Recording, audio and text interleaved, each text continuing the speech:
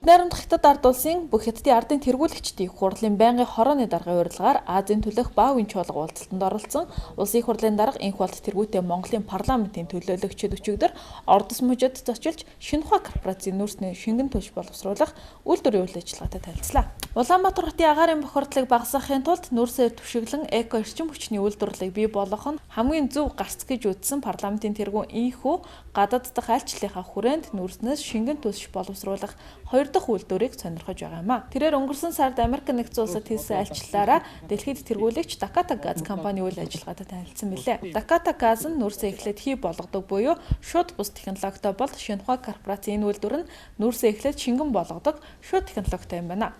Үйлдвэрлэлээ 2009 оноос эхлүүлсэн тус үйлдвэр ашиглалтанд орсон эхний жилдээ 1400, 2010 онд 5100, 2011 онд 6700 цаг ажиллаж 790 мянган тонн газрын тосны бүтээгдэхүүн үйлдвэрлэж 1 тэрбум юаны ашигтай ажиллажээ. Үйлдвэрлэсэн бүтээгдэхүүний 70% дизель, 20% бензин, 10% шингэрүүлсэн хий байдаг байна. Энэ үйлдвэрлэлийн технологиг хятадын эрдэмтэд 1980 оноос эхлэн судалсан бөгөөд патентыг нь Шинэхуа Групп эзэмшдэг. Технологийн хувьд 1 тонн шингэрүүлсэн тос гаргаж явахад 3.5 тонн нүүрс, 7.5 тонн ус сэргэлдэг байна. Шаардлагатай нүүрсийг үйлдвэрийн дэргэдэх хүрэн нүүрсний далдуурхаагаас 1 тонныг нь 320 юанаар худалдаа авч угааж нунтаглан хэрэглэдэг бол усыг 100 км-ийн гүнийн цооногоос суугаар татдаг байна. Улсын хурлын дарга энх болт нүүрс шингэрүүлэх үйлдвэрийн үйл ажиллагаатай танилцсны дараа Камбаши дүүргийн хот төлөвлөлтөд танилцсан. Одоогоор 70 гаруй мянган өхөн амтай энэ дүүрэг 2020 он гэхэд 200 мянгаад оршин суугчтай болно хэмээн төлөвлөж хот төлөвлөлтөө хийжээ.